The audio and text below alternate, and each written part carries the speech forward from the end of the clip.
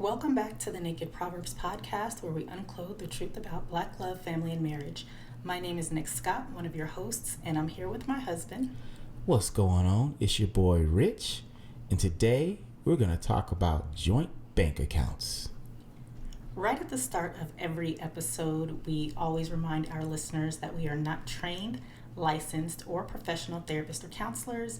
We've been married a long time, and we use Naked Proverbs as our platform to share our stories, our advice, our experience, and our opinions.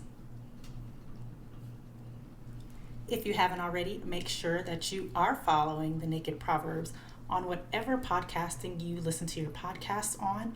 And if you like what you hear, show us your love and support by giving us a 5-star rating on iTunes or wherever you are listening right now.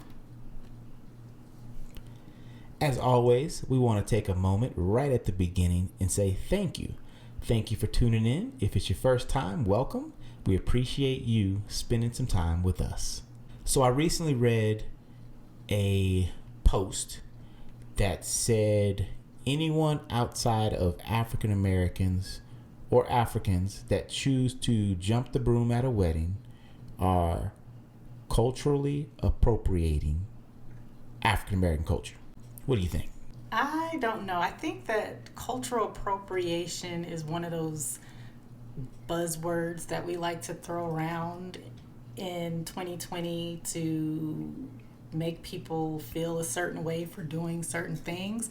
I don't know if jumping the broom, if you're outside of the Black or African culture, is cultural appropriation. I think that if it's other races, let's just say white people or Europeans or Asians or whoever, that are jumping the broom at their wedding, I think they're doing it because they've seen it happen at a Black wedding, and then they were like, oh, that's cool, maybe I should do that. Which is weird because we've seen, other cultures like Jewish people have traditions. I wonder if other people have been to their weddings and been like, oh, you know what, I want to break a glass at my wedding. I think that's a great question. And I think that in our community, we can be a little oversensitive sometimes about things because, for us, I think it's probably goes way, way, way back that it's easier to be cautious in the beginning than to just let your guard down. So I do agree that maybe we use that word a little too much sometimes.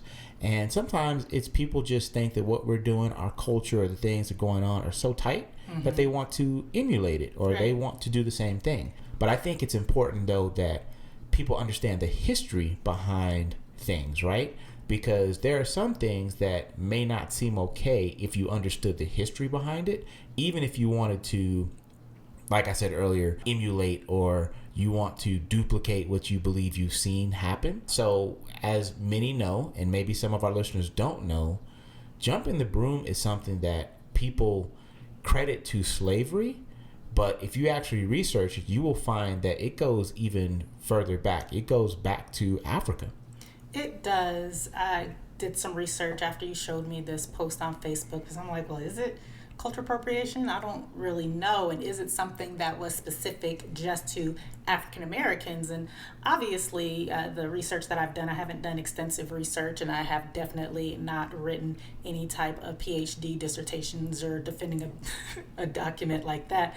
But the research that I've done, it does say that the 18th century European traders reported that the region that is now known as Ghana was extremely well kept due to the use of locally made brooms.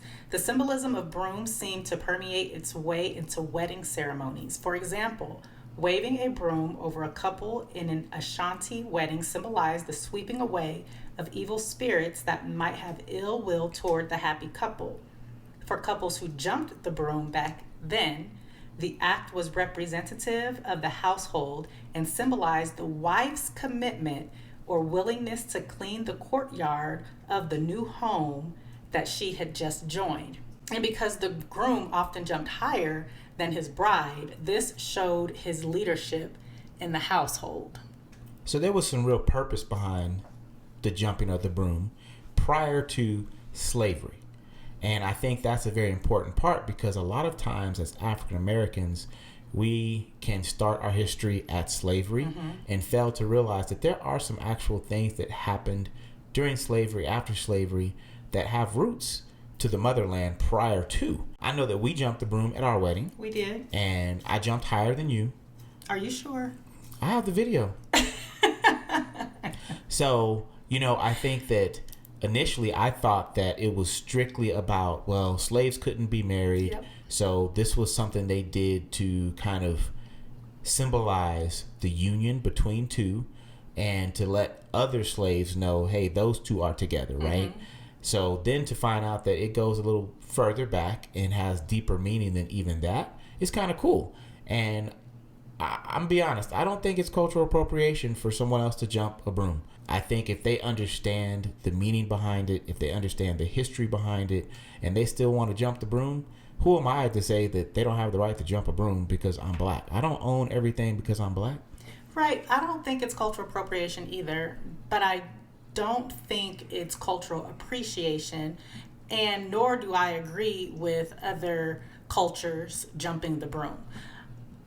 I go back to what I said earlier about going to a Jewish wedding and seeing them stomp on the glass. You will never, ever, ever, ever see anybody who attends a Jewish wedding decide that they want to take that piece, regardless of whether or not they know the history or the meaning behind it, because they respect that culture so much. I think that there's such disrespect for our culture as African Americans, because we do have culture.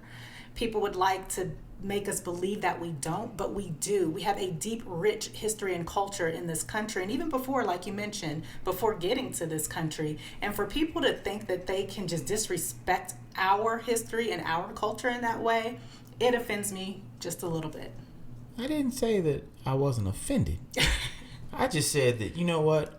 I have learned that me stressing out about what other people do is not going to change their opinions or how they address those things. So to me, I always look at it from the standpoint of provide education, provide a opportunity to have discussion around it, but ultimately people are going to do what they want to do. And for me to then get bent out of shape and get my blood pressure going and my heart rate up, that does nothing for me or my family. So at the end of the day, anybody that wants to jump a broom, I hope that you would research it, understand what it's really, the meaning behind it is. And if you still, at the end of all that, still feel like it's something you want to do, you're going to do it anyway. They're going to do it anyway. And I agree with you. And to me, it's not a matter of getting stressed out or getting my blood pressure up, but it is, since we do have this platform and we are speaking, it is providing that opportunity to educate and a pillar to have conversation around, like, this just isn't something cute that Black people do. There's real meaning and purpose behind it. And I think, though, not to get too far off topic, but reality is there are a lot of things, like you said earlier, about our culture that have meaning. I recently read that the purpose behind braids was that when they were taking the long journey during the Middle Passage, they would actually braid rice, beans, substance, grains, so that these family members that were being shipped off to who knows where, that all they knew was we're never going to see them again, would hopefully be able to survive. And so when you see someone that's walking around with braids and they're not of African descent, they're not African American, to me, that is a little closer to cultural appropriation than jumping a broom.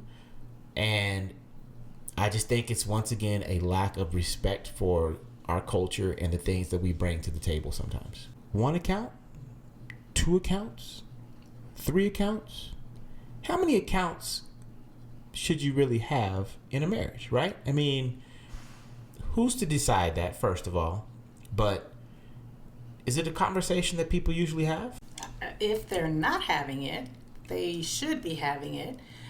I don't believe that we actually had a conversation around it. I think for us, in our experience, it was just something that happened organically.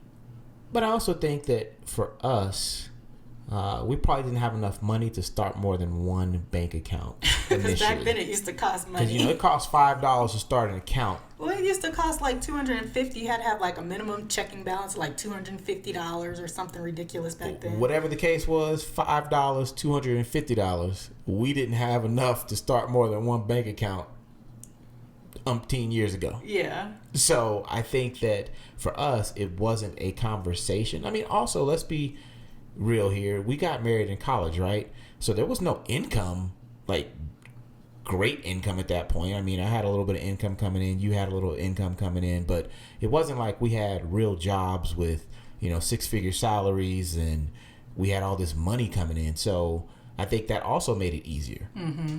It does. I guess what we're trying to say right now is it's really dependent on the couple.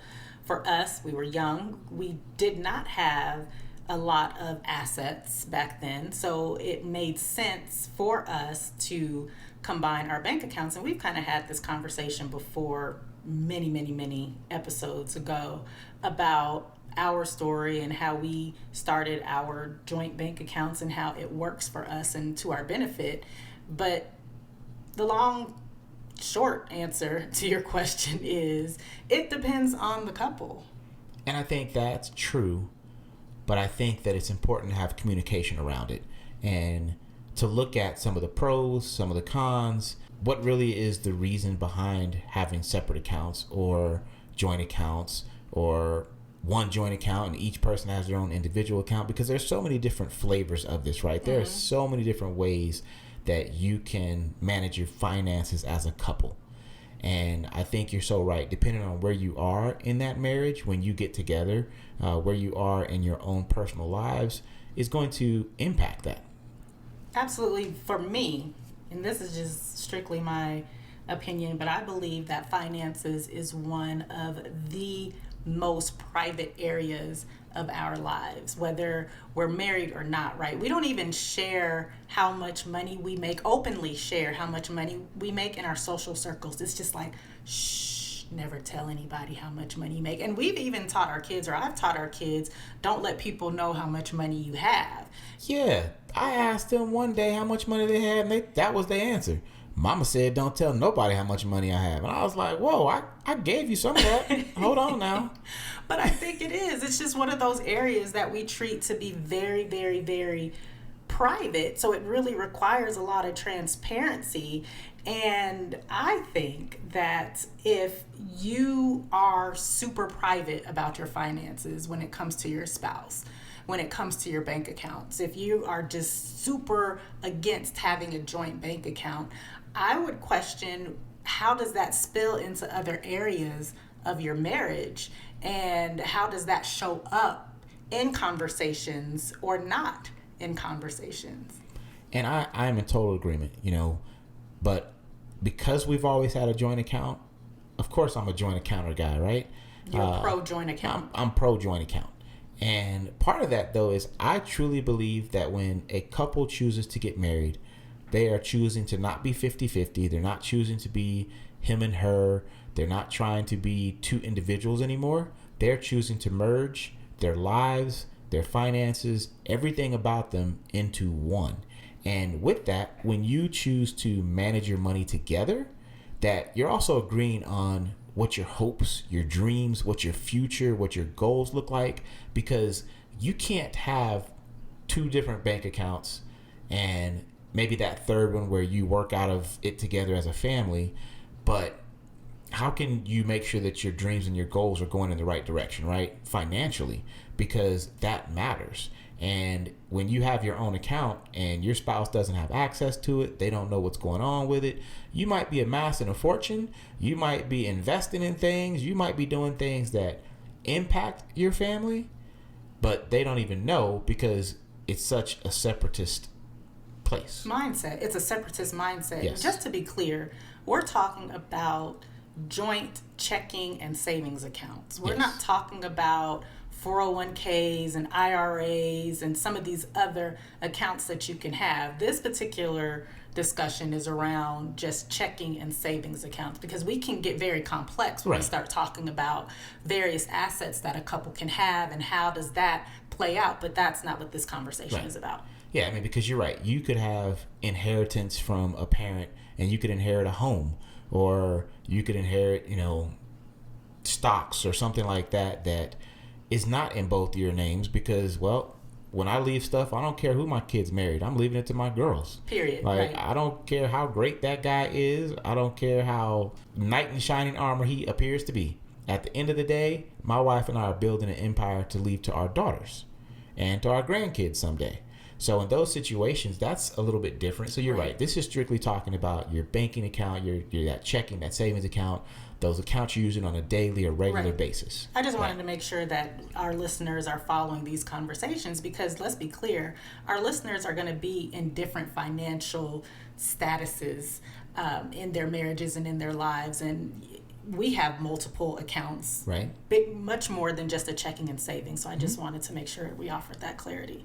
I mean, and I think something that I also think about is unless you have a prenup, and I would say probably 90%, I don't know, but 90% of states, if we were to get divorced, then everything's getting split 50-50 anyway. They don't care if you have a secret bank account because they're going to find out.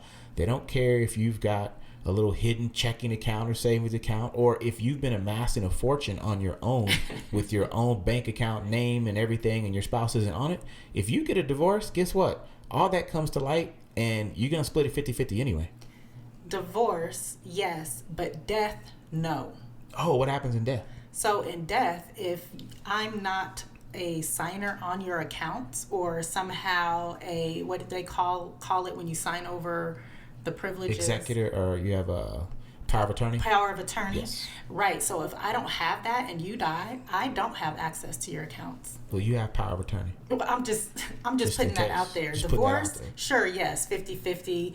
If you have good enough attorneys, they're going to find out about all of your assets. They just are, because that's just the nature of the beast. But if death happens in a marriage, then the fortune that you amassed by yourself in your individual bank account does not get to go to anybody who's so not it's on basically that stuck account. in probate until wills are read or until a judge figures out who the next of kin is or whatever. So That's right. So in reality, if you are in a relationship, let me clarify. If you're in a marriage, because let's be real, don't join no bank accounts if you ain't married. What does my wife always say? If you ain't married, then what? You single. You are single. So if you are not married and you're listening to this, don't be talking about, hey boo, we should join our bank. No, don't be no dummy. Don't join your bank accounts until he has put a ring on your finger and y'all have said I do. Okay? So anyway though, so if you're in a marriage and you pass, you might think that your family is taken care of because you've amassed this fortune. You know, it wasn't like you had this separate account because you didn't love your wife secret account. or didn't love your husband. But because you didn't have them on the account, you could put them in a predicament where they can't pay their bills or they are struggling to make it even though there's money there, but they can't touch it right now. Right. What did Hammer say? Can't touch this. So, yeah, that's something to think about because I did not know that. Well, the only reason that I know it is not because clearly I'm a widow or anything like Thank that. God. But Yeah, because I have had other family members close to me pass and they had money in their bank accounts and nobody could touch those bank accounts because they weren't signers on that bank account or these people, i.e. me, didn't have power of attorney. So what about, though, I'm going to give you a scenario, okay?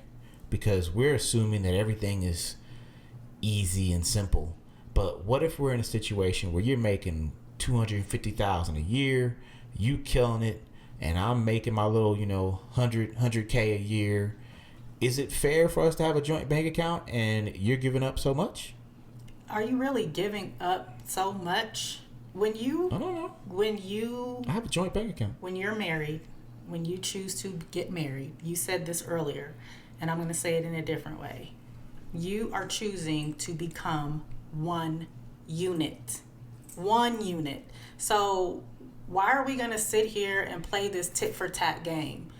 I bring in $250,000 a year. You only bring in $100 a year. So what? $100 a year? A whole year. $100. Boy. Well, because, let's just talk about relationships and marriages where the one spouse or another, and I was getting ready to say husband, but it's not always the husband True. anymore, goes out and they're the breadwinner, right? And then the other spouse is at home, whether or not they have kids. Whether or not they have kids, let's be clear. If one of us was making $250,000 a year or more, what would be the purpose of the other person going to work? To build a bigger empire. You can build more if you have more. We can ask the same question. Why does Bill Gates keep getting more money? Why does Beyonce and Jay-Z think they need more? Like, why does Oprah go to work every day? She's a billionaire. Because you're trying to build, well, I believe if you're trying to build something, it does take a financial aspect to that. So if you're making $250 and I'm sitting at home, no matter what I'm doing at home, it's not contributing to the point that your $250 is contributing to the building of an empire. Not financially. Right. That's what we're talking about. But you have to understand, you're talking about building an empire, which is just slightly off topic. Building an empire. How did I go off topic? Because you started talking about, well, if one person's not working, well, if one person ain't working. That was your question. No, I said if one person is making $250,000 a year and one person is making $100,000 a year, so we have $350,000 coming in between the two of us, is one person losing out because they've got a joint bank account? And I said no. And then you started talking about separate accounts or one person not working because you had to talk about one person not working because you feel like that is part of this topic. Because I do feel like it's part of this topic, because if one person is bringing in all the money, why am I going to add you to my bank account? Why do you need to have access to my bank account if I'm the only one bringing in the income? Well, because like you said earlier, you're one.